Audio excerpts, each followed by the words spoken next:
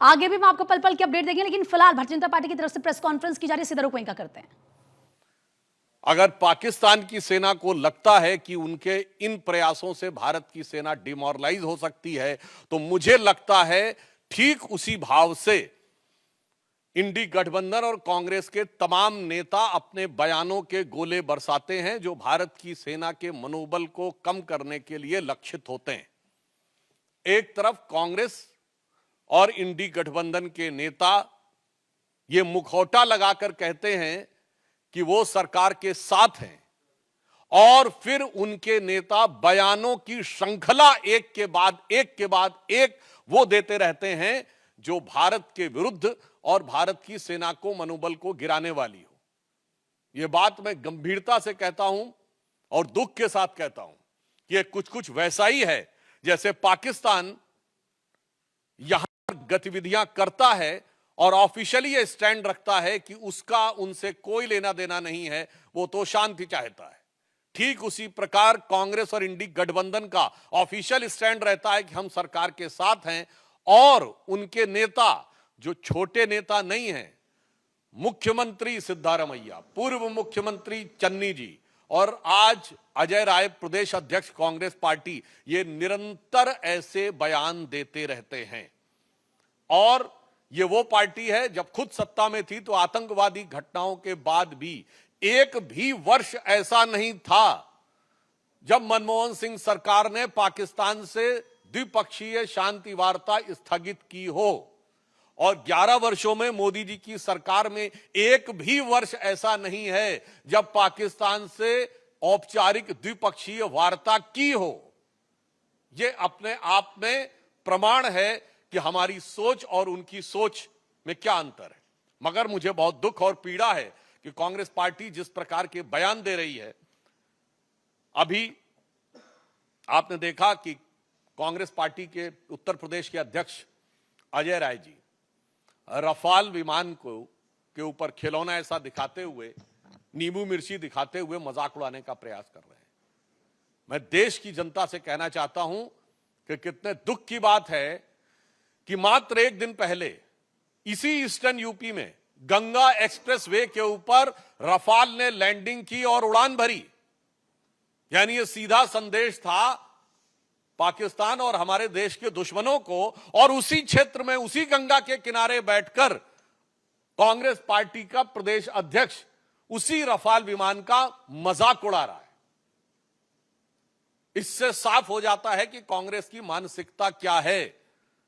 और यह भी मैं कहना चाहता हूं, हां सच है कि भारत के तमाम क्षेत्रों में एक मान्यता है कि नींबू मिर्ची बुरी नजर से बचाती है, परंतु आज भारत की सेना को पाकिस्तान की बुरी नजर से बचने की जरूरत नहीं है, क्योंकि पाकिस्तान की सेना भारत की सेना को डरी नजर से देख रही है, और ये इंडी गठबंधन और कांग्रेस वाले बुरी नजर से देख रहे हैं। तो आज वास्तविकता में ईमानदारी से कहें तो भारत की सेना को हमारे इन विपक्षी दलों के, कांग्रेस और इंडी गठबंधन के दलों की बुरी नजर से बचने की जरूरत महसूस हो रही है। जहां उस रफेल की गर्जना से पाकिस्तान थर्राया हुआ और डरा हुआ महसूस करता है, वहीं ये लोग उसका मजाक उड़ाने का प्रयास करके सेना का मनोबल गिराने का प्रयास करते हैं। और मैं कांग्रेस पार्टी से कहना चाहता हूं, बिल्कुल यह सच है कि जब रफाल आया था तो हमारे रक्षा मंत्री राजनाथ सिंह जी ने फ्रांस में जाकर उसके ऊपर स्वास्तिक बनाया था। शायद इनको पता नहीं है, भारत की सेना में बाकायदा धार्मिक शिक्षक नियुक्त होते हैं। जब सैनिक युद्ध करने के लिए जाते हैं तो उनकी धार्मिक भावनाओं के अनुरूप जो वह परंपरा चाहे, जो वो रिचुअल चाहे, और उन धार्मिक भावनाओं के अनुरूप उनकी पूरी व्यवस्था की जाती है। मैं कांग्रेस पार्टी से पूछना चाहता हूं, इसमें किस बात का मजाक उड़ा रहे हैं? हिंदू धार्मिक आस्थाओं का मजाक उड़ा रहे हैं कि चूंकि राफेल के ऊपर स्वास्तिक बनाया गया था। उधर पाकिस्तान की सेना कलमा पढ़ने की बात करती है, और ये लोग हिंदू धार्मिक भावनाओं का मजाक उड़ाते हैं। इन्हें पता होना चाहिए कि भारत की सेना की जो तमाम रेजिमेंटें हैं, उनके युद्ध उद्घोषी पूर्ण रूप से धार्मिक भावना के ऊपर आधारित है। गलवान में जो हमारे सैनिक बलिदान हुए थे, बिहार रेजिमेंट का युद्ध घोष है बजरंग बली की जय। गोरखा रेजिमेंट का युद्ध घोष है आयोरी गोरखाली जय महाकाली। राजपूत रेजिमेंट का युद्ध घोष है राजा रामचंद्र की जय। मैं पूछना चाहता हूं, आज मैं फिर यह बात गंभीरता से कह रहा हूं, आप सब ने फिफ्थ कॉलमनिस्ट वर्ड सुना होगा।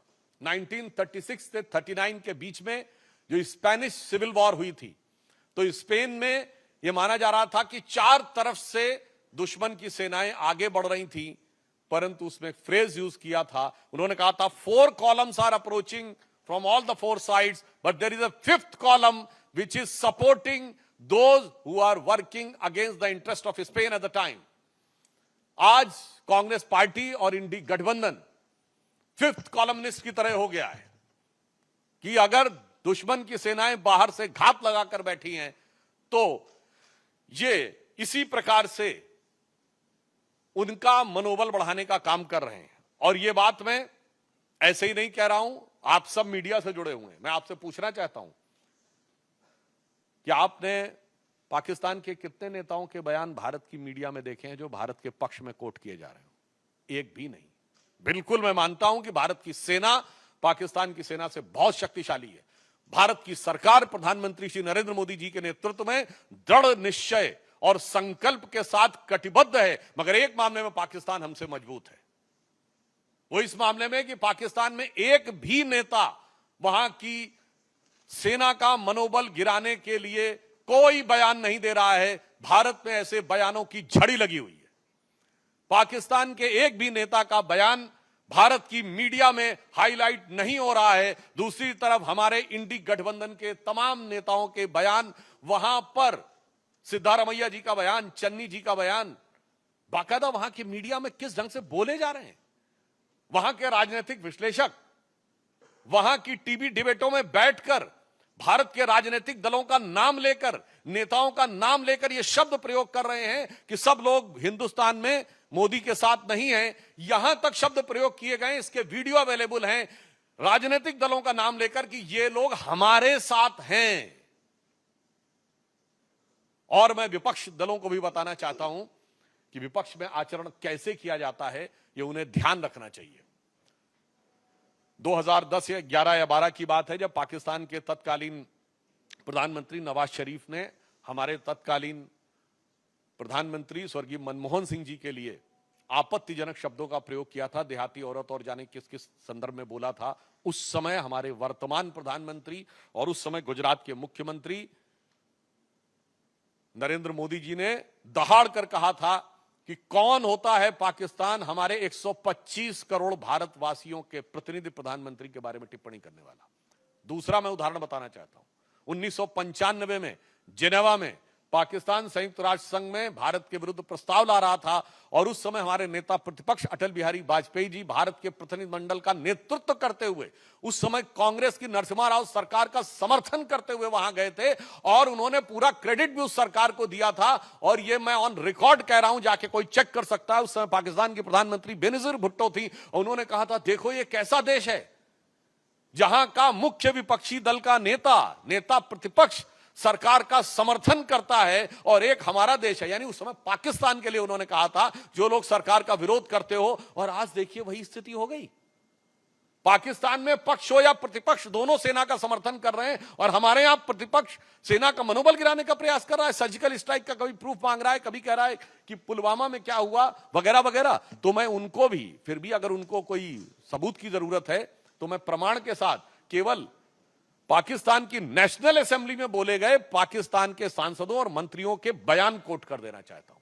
इमरान खान ने नेशनल असेंबली ऑफ पाकिस्तान में एज प्राइम मिनिस्टर कहा कि बालाकोट में जो इन्होंने किया था उससे ज्यादा खौफनाक कुछ करने की सोच रहे हैं। 4 साल पुरानी बात।